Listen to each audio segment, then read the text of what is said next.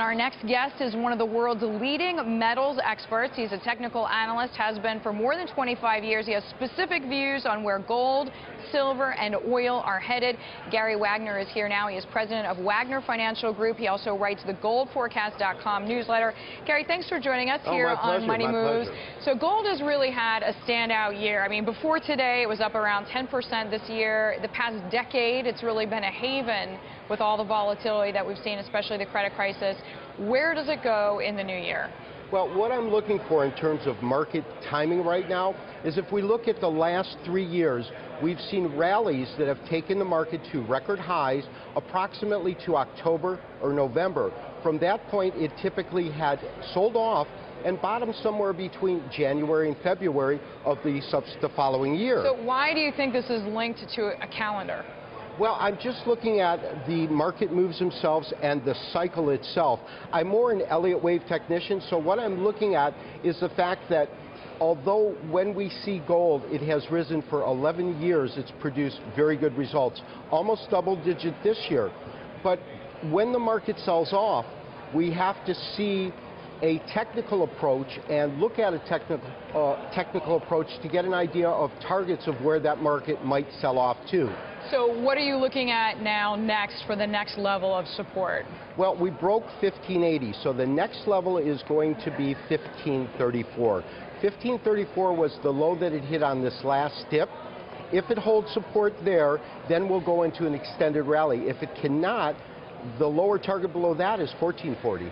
Now, on the other side, if you were to take the bullish argument, just how high can gold go in 2012? Well, I'm projecting that it will make a new record high, and our old record high this year was 1920.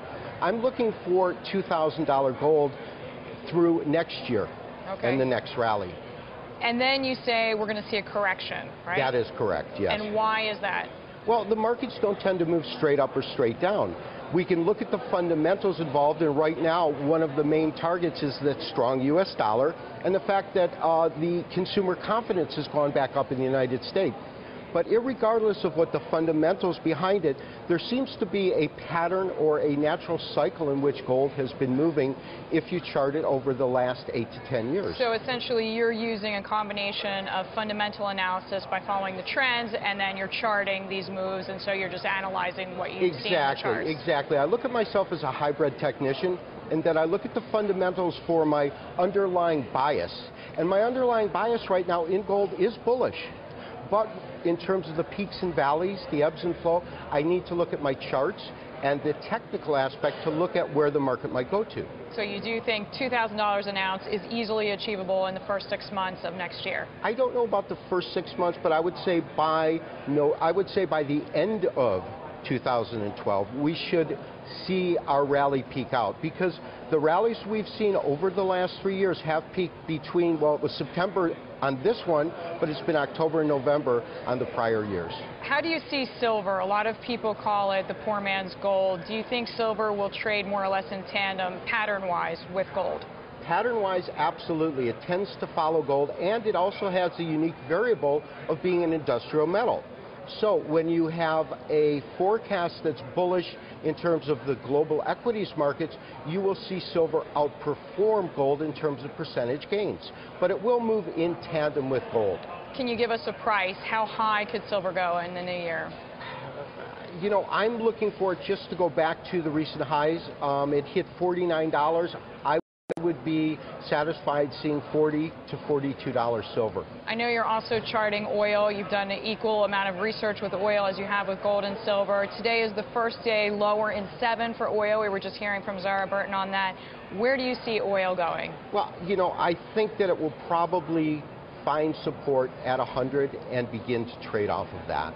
Fundamental reasons. We heard Zara talking about the Straits of Hormuz, some of the more aggressive statements that Iran was making. How much does that factor into where you see prices going? Oh, it factors into it a lot, but you also have scenarios like when the tsunami hit in Japan, the price of oil in the Asian basin just skyrocketed, and the global need for oil continues to rise. And anytime you look at supply and demand continues to rise, demand continues to rise and supply stays about the same, you're going to get a scenario of increased prices. Some analysts have said the U.S., believe it or not, will become more and more self-sufficient. There's going to be more and more drilling in the Gulf of Mexico. Do you see that happening? Do you agree with that? Is that what you're hearing as well? I would see, as oil gets more expensive, it makes more sense to do the types of drilling sites that take more capital to initially undertake. Okay, Gary, we thank you very much. Oh, it was my pleasure. Joining us there, Gary, of course, is a chartist, and Gary Wagner, I should say, president of Wagner Financial Group.